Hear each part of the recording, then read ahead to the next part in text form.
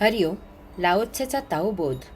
योगदास श्री जय गणेश जोशी यांचे प्रवचन. विपरीताची महती.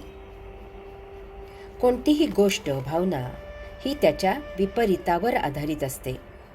याचा अर्थ जेव्हा आपण आपल्या स्वाभाविक मूलभूत अवस्थेपासून दूर होतो तेव्हा प्रत्यक्षात अगोदर विपरीत अव्यक्त गोष्ट, भाव सुप्तपणे निर्माण होतो आणि नंतर व्यक्त गोष्ट, भाव निर्माण होतो. या व्यक्त अव्यक्ताच्या अतीत पलीकडे जेव्हा आपण जातो तेव्हा तेथे पुन्हा आपली मूळ अवस्था प्राप्त होते. तेथे आनंद असतो, कैवल्य असते, सुख मिळत असते. याचा अर्थ आपल्या देहादी इंद्रियांना उपभोग घेत असल्याचे, उपभोगामागून उपभोग निर्माण होत असल्याचे, नवनवीन संचित वाढत असल्याचे सुख मिळत असते. परंतु त्याआधी आपल्या अंतस जीवात्म्याला मुक्तीपासून ढळण्याचे, संचितात भर होत असल्याचे दुःख होत असते. देहादी इंद्रियांचे सुख जीवात्म्याच्या दुःखावर आधारित असते. या 11व्या प्रकरणाच्या पहिल्या ओवीत लाओत्से सांगतो की चाकाचे 30 आरा मध्यभागी आसावरील गाभाऱ्यात एकत्र येतात, परंतु मध्यभागी असलेल्या रिकाम्या आसावर चाकाची उपयुक्तता अवलंबून असते. बैलगाडीच्या किंवा सायकलच्या चाकाच्या परिघापासून 30 आरा चाकाच्या मध्यबिंदूला जोडलेल्या असतात, परंतु त्या आरा मध्यबिंदूत जाऊन मिळत नाहीत, तर त्या मध्यबिंदूपासून किंचित अगोदर थोड्या अंतरावर एका छोट्या गोलकाला मिळतात.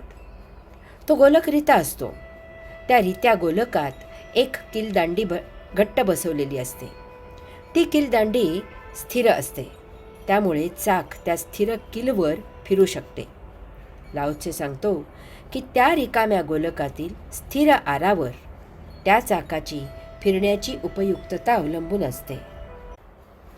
त्या गोलकात घट्ट बसवलेली आरा काही कारणाने जर सैल झाली आणि ती स्वतःच फिरू लागली तर ती आरा तिथल्या तिथे फिरत राहील आणि त्यामुळे चाक फिरू शकणार नाही. उदाहरणार्थ, मोटारगाडी स्थिर आणि टणक अशा रस्त्यामुळे त्यावरून पळू शकते, परंतु जर रस्त्यावर चिखल असेल तर त्या चिखलातच चाक गरगर फिरू लागते. आपण म्हणतो की चाक रुतले. गाडीत इंधन असूनही, गाडीला वेग दिलेला असूनही गाडी पुढे जात नाही, कारण चिखलामुळे रस्त्याने त्याची स्थिरता, टणकपणा सोडलेला असतो. घट्ट, स्थिर, टणक अशा तळामुळे त्यावरून नदी वाहत असते. घट्ट, स्थिर, टणक अशा रस्त्यामुळे त्यावरून गाडी पळत असते. मध्यभागी असलेल्या मोकळ्या जागेतील घट्ट, स्थिर, टणक अशा किलमुळे चाक फिरत असते. अगोदर घट्ट, स्थिर, टणक अशी जागा निर्माण होते आणि मग त्यावरून त्याच्या विपरीत अस्थिर असा प्रवाह सुरू होतो. प्रवास सुरू होतो. यास्तव लाओत्से म्हणतो की त्या मध्यभागातील रिकाम्या जागेवर बाह्य परिघावरील दृश्य उपयुक्तता अवलंबून आहे. विपरीताची महती अजब आहे. तुझे माझे जमेना. विपरीताची महती अशी अजब आहे की तुझे माझे जमेना आणि तुझ्या वाचून करमेना. तुझे माझे जमत नाही, पटत नाही हे सत्य असले तरीही तुझ्याशिवाय मी असू शकत नाही. जेव्हा आपण म्हणतो की अमुक गोष्ट सुरेख आहे, तेव्हा काय सुरेख नाही हे आपण अगोदरच ठरवलेले असते. एरवी आपल्या सुरेख या म्हणण्याला जराही अर्थ असणार नाही, आणि तसे नसेल तर सुरेख असे म्हणण्याचे कारणच नाही. समोर जे आहे ते आहे. ते जर सुरूप असेल तर कुरूप म्हणजे काय हे आपल्याला त्या अगोदरच माहीत असले पाहिजे. तसे नसेल तर आपण ते समोर आहे इतकेच जाणून घेऊ. त्याबद्दल सुरूप ही भावना आपल्यात नसेल. संकटाशिवाय संकट विमोचनाचे महत्त्व समजत नाही. सर्व काही ठीक असते तेव्हा त्याची किंमत कळत नाही, परंतु जेव्हा ते ठीक बिघडते तेव्हा त्या ठाकठीकची किंमत कळते. धर्माचे महत्त्व अधर्म बोकाळल्याशिवाय समजत नाही. न्यायाचे महत्त्व अन्याय झाल्याशिवाय समजत नाही. अपावित्र्य झाल्याशिवाय पावित्र्याचे महत्त्व उमजत नाही. अधर्म, अन्याय, पावित्र्य बिघडते तेव्हाच योगेश्वरांना अवतार घ्यावा लागतो. धर्मामधून, न्यायामधून, पावित्र्यामधून योगेश्वरांचा अवतार प्रगट होत नाही, तर अधर्म, अन्याय, अपावित्र्य यामधून योगेश्वर अवतारित होतात. काळ्या कपड्यावर काळा डाग दिसूनही येत नाही, परंतु पांढऱ्या कपड्यावर तोच डाग उठून दिसू लागतो. अंतराळात सूर्य सतत तळपत असतो. तेथे प्रकाशाचे महत्त्व नाही, परंतु पृथ्वीवर दिवस रात्र होत असतात.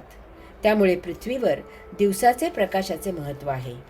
तसेच पृथ्वीवर प्रकाशाचे दिवसाचे महत्त्व आहे, म्हणून पृथ्वीवर काळोखाचे रात्रीचेही महत्त्व आहे. सकारात्मक भाव नकारात्मक भावामुळे उठून दिसतो.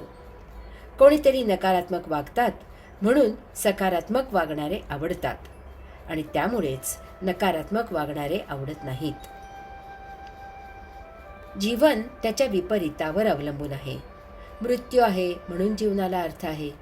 जन्माला येतानाच मृत्यू ही सर्वात शाश्वत गोष्ट आपण बरोबर घेऊन येत असतो. त्यामुळे मृत्यू शाश्वत आहे, जीवन शाश्वत नाही. मृत्यू शाश्वत आहे म्हणून जन्म होतो. त्यामुळे आपल्याला मुक्ती हवी असेल, पुन्हा जन्म व्हायला नको असेल, तर त्यासाठी मृत्यू होणार नाही याची व्यवस्था करावी लागते. किंवा जास्त बरोबर म्हणजे तो मृत्युंजय होतो, तो मुक्त होतो. मृत्यू नाही याचा अर्थ मुक्ती आहे. दोन परस्पर विरुद्ध गोष्टींचे एकमेकांशी जमत नाही. त्यामुळे जोपर्यंत त्या एकमेकांजवळ येत नाहीत, तोपर्यंतच त्या दोन्हीही एकमेकांना आधार देत एकमेकांना सांभाळून टिकून असतात. त्यामुळे त्या एकत्र आल्या की त्यांचा परस्पर विरुद्ध छेद होतो आणि आपण त्या दोन्हीच्याही अतीत पलीकडे निघून जातो. आपण मुक्त होतो. हरि ओम.